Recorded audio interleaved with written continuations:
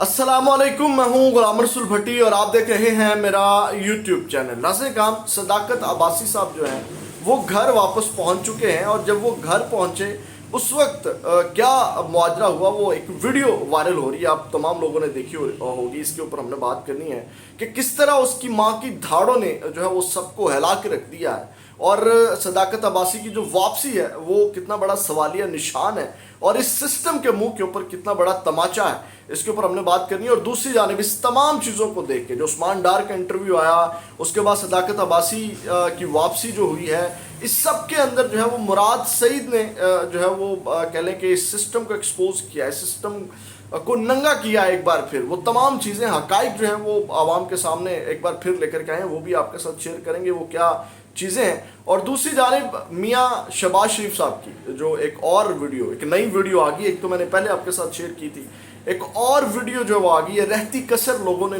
निकाल दी और निशान इबरत जो है वो शहबाज शरीफ साहब इस वक्त बन चुके हैं। तो नाज़रीन काम आप तमाम लोगों की सपोर्ट की ज़रूरत है। आपको पता है कि किस कदर जो है वो कोशिश करते हैं कि आप तक रिपोर्टिंग की जाए। उसमें अब आपको पता है कि गिरफ्तारी भी जो है वो मेरी यहाँ तक हुई और इस ताकि तमाम हर तरह की खबर जो मैं आप तक पहुँचा सकूँ, हक और सच का जो सफ़र है वो जारी रहे, तो इसके लिए आपकी सपोर्ट की ज़रूरत है। तो चैनल को सब्सक्राइब ज़रूर कीजिएगा, बेल के आइकन को ज़रूर प्रेस कीजिएगा और वीडियो को लाइक कीजिएगा क्योंकि लाइक भी बहुत ज़रूरी है आपके।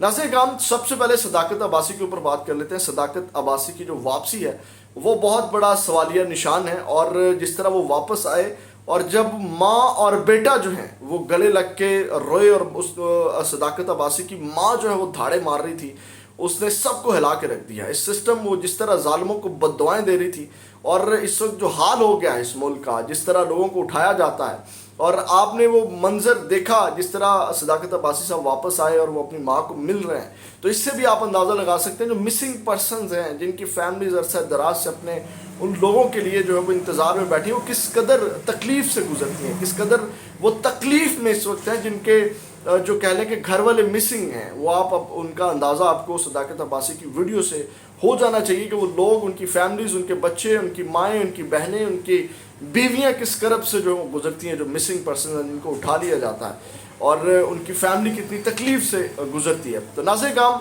ये बहुत बड़ा सवालिया निशान है सदाकत अब्बासी का। आपको पता है कि डॉन न्यूज़ वालों ने इंटरव्यू भी जो है वो चलाने से इनकार कर दिया, जो आदिल शाहजेब साहब ने जो है वो रिकॉर्ड किया, लेकिन उसके बाद वो वापस अपने घर लौटे हैं क्योंकि अदालत ने उनको जो है वो 9 मई के वाक़यात में एक मुकदमे में वो नामजद थे और अदालत ने 25 दिन बाद वो घर पहुँचे हैं और अदालत ने जो है वो उनकी कबल गिरफ्तारी जो ज़मानत है वो मंजूर करते हुए 10 अक्टूबर को तलब भी कर रखा है। ठीक है, ये उन्होंने कहा था कि उनको जो है वो लेकर के अदालत आएँ 10 अक्टूबर को। तो वापस आए, वो जिस तरह रो रहे थे सदाकत अब्बासी साहब, कितना बड़ा सवालिया निशान है। उनकी बेटी जो है वो वहाँ पे मौजूद थी, उसकी अहलिया मौजूद थी। अब वो जो लड़की है वो मासूम लड़की पूछेगी कि क्यों ये तमाम लोग रो रहे हैं, तो क्या जवाब क्या देंगे सदाकत अब्बासी साहब? ये मतलब जब सदाकत अब्बासी साहब बताएंगे उनको कि इस मुल्क में क्या चल रहा है, तो आप अंदाज़ा करें कि उनके दिलों में मोहब्बत पैदा होगी, उनके दिलों में जो है वो इस मुल्क के लिए या जो लोग भी ये कर रहे हैं उनके लिए जो है वो मोहब्बत जो है वो दिल में पैदा होगी या नफ़रत पैदा होगी, या आप खुद इसका अंदाज़ा लगा सकते हैं। तो इस तरह जो है वो मज़ीद मामलात ख़राब हो रहे हैं, मज़ीद जो चीज़ें हैं वो इससे डैमेज हो रही हैं। तो ये नाज़रीन काम जो है वो दिल दहला देने वाला वो मंज़र है जो सदाकत अब्बासी साहब जब घर पहुंचते हैं, और ये वीडियो सोशल मीडिया पे आग की तरह जो है वो इस वक्त वायरल हो रही है जब ये वीडियो मैं रिकॉर्ड कर रहा हूँ। नाज़रीन काम दूसरी खबर के ऊपर आते हैं और वो है इस सब के बाद जो है वो मुराद सईद साहब। अब आपने सुनना है, ध्यान से गौर से बातें सुननी है।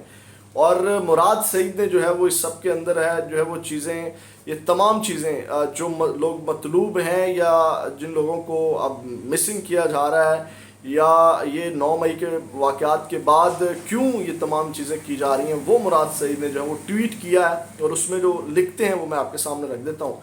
وہ کہتے ہیں تمہیں کیا لگتا ہے کہ پاکستانی قوم جانتی نہیں ہے کہ آج قاسم سوری، علی امین گنڈاپور، علی اوان، حماد اظہر، مراد سعید مطلوب کیوں ہیں؟ انہوں نے کہا کہ فروخ حبیب، حسان نیازی لاپتہ کیوں ہیں؟ انہوں نے کہا تمہیں کیا لگتا ہے کہ نیلم نہیں کہ یاسمین راشد، صنم جوید، عالیہ حمزہ، طیبہ راجہ جیسی درجنوں خواتین جیلوں میں کیوں ہیں؟ عمر چیمہ، اعجاز چودھری، محمود الرشید کون سی گستاخی کی قیمت جو ہے وہ چکا رہے ہیں؟ اسد کیسر، تیمور جھگڑا، عاطف خان، جنید اکبر جیسے زیر عتاب کیوں ہیں؟ اب سنتے جائیے گا. انہوں نے کہا بات اگر ایک عمارت کی تکریم کی ہوتی تو پریس کانفرنسز کرنے والے معاف نہ ہوتے. مطلب کہ اگر عمارت کی تکریم کی بات ہوتی تو فواد چودھری صاحب آزاد نہ گھوم رہے ہوتے، عثمان ڈار کو ایسے ہی نہ چھوڑ دیا جاتا، صداقت عباسی صاحب آج گھر نہ آتے.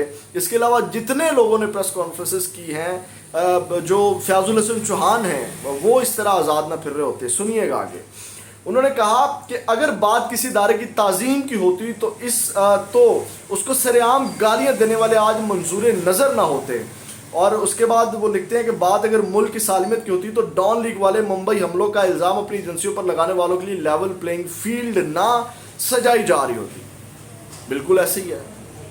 مطلب یہ تمام چیزیں ہوتی تو نواز شریف جو ہیں وہ منظور نظر نہ ہوتے، جن کی فیکٹریوں میں را کے بندے کام کرتے پکڑے گئے. اس کے بعد انہوں نے کہا کہ بات جرم کی ہوتی تو عدالتوں میں فیصلے ہوتے، ثبوت آتے، دلائل دیے جاتے. 9 مئی کا تو محض بہانہ ہے.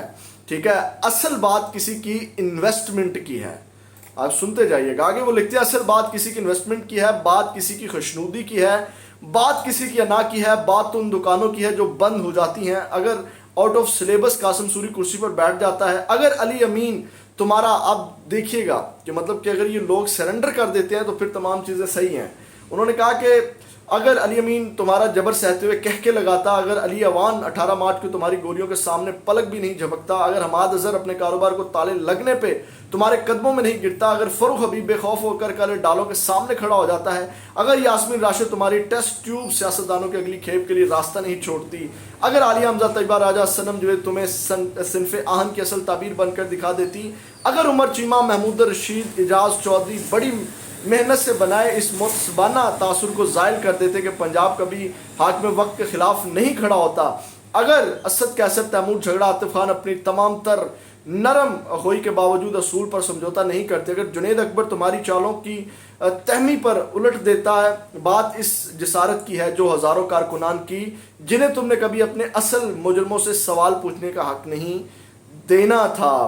آگے سنیے گا آگے کیا کہتے ہیں وہ.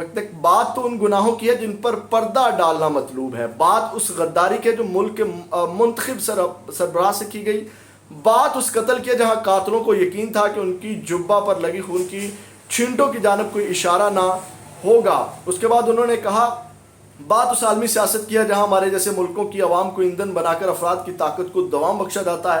وہ سیاست جس میں قابل قبول وہی عناصر ہیں جو بند کمروں میں تسلی دیتے ہیں کہ تم قتل کیے جاؤ، ہم زبانی کلامی مذمت سے آگے نہ بڑھیں گے. وہ سیاست جو اپنے کاروباری مراسم کو ان پر ترجیح دیتی ہے اور جو انہوں نے کہا کہ 8 سال سے اپنے مردے بھی پاکستان کے جھنڈے میں لپیٹ کر دفناتے ہیں. وہ سیاست جو اپنی سرزمین کی تقسیم کے نعرے پر قائم ہے. وہ سیاست جو دین کی دستار پر اپنے دامن جو ہے وہ ڈھانپتی ہے. اس سیاست سے ہی تو تمہاری طاقتوں کو دوام ہے. اسی میں تو ڈیلیں ہوتی ہیں، باریاں لگتی ہیں، مفادات کا تحفظ ہوتا ہے، نورا کشتی ہوتی ہے. اسی کی بدولت تو تم سے قوتوں کو قبولیت ملتی ہے. اس سیاست کی پروردہ کسی طاقت کو کیوں کر ریاست مدینہ کا کوئی نام لیوا گوارا ہوگا، کسی کا ایبسلوٹلی ناٹ کہنا قبول ہوگا. کیسے وہ لوگ قبول ہوں گے جو اپنے حق کا سوال کرنا جانتے ہیں، جو مقابلہ کرتے ہیں، جو ڈٹ جاتے ہیں، جو ملک کو اپنی میراث اور عوام کو اپنی رایا سمجھتے ہیں. تمہیں کیا لگتا ہے قوم نہیں جانتی کہ تمہارا مطلوب قاسم سوری، علی اوان، علی امین، حماد اظہر، مراد سعید نہیں ہے؟ تمہیں مطلوب وہ شعور ہے جس نے انہیں تمہاری طاقت کے آگے حرف سوال بلند کرنے کی جرت عطا کی. تمہیں مطلوب ان کی فکری آزادی ہے. تمہیں مطلوب وہ ادراک ہے جسے تم نے انہیں بے بہرا رکھا. یہ ادراک وہ ریاست کا استارہ ہے، کوئی ایک فرد چند عہدیدار نہیں. مراد سے صاحب یہ کہنا چاہتے ہیں کہ مطلب جو چیزیں ہیں، مطلب کہ جو اس وقت عوام سوال کرنے لگ گئی ہے کہ یہ عوام کے فیصلے عوام کو کرنے دینے چاہیے، یا جو عوام جن کو منتخب کر کے بھیجتی ہے ان کو عوام کے فیصلے کرنے چاہیے. آپ لوگوں کی دخل اندازی جو ہے وہ نہیں ہونی چاہیے. تو اس شعور کی تکلیف ہے اس وقت جناب. جس کے اوپر یہ تمام چیزیں کی جا رہی ہیں، لوگوں کو اٹھایا جا رہا ہے، اور جیسے ہی وہ سرنڈر کرتے ہیں، سرکار ہم آپ کی طاقت کو مانتے ہیں، تو وہ بے گناہ ہو جاتے ہیں۔ اور اس کے بعد ناظرین کرام جو شہباز شریف صاحب کو رہتی کسر چھوڑی ہے وہ میں آپ کو بتا دیتا ہوں۔ پہلی ویڈیو آئی، اس کے اوپر شہباز شریف صاحب نے اس کا اعتراف بھی کیا، اس کو انہوں نے جس طرح سمیٹا وہ بھی آپ کے سامنے ہے۔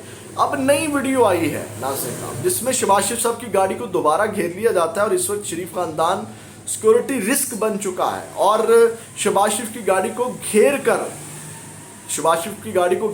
اور شہباز شریف کے کانوں نے وہ چیزیں سنی ہیں، ان کی گاڑی کو گھیرا ڈال کر لوگ چور چور چور چور کے نعرے لگاتے ہیں۔ تو آپ اندازہ کر لیں کہ اس وقت شریف خاندان کے لیے کتنی بڑی مشکل کھڑی ہو گئی ہے، وہ باہر عوام میں نہیں جا سکتے، سیکورٹی رسک شریف خاندان کے لیے اس وقت بن چکا ہے۔ تو یہ ناظرین کام اب تک کی اپڈیٹ سے اگلی ویڈیو میں آپ کے ساتھ دوبارہ ملاقات ہوگی۔ اپنا بہت زیادہ خیال رکھیے گا، اللہ نے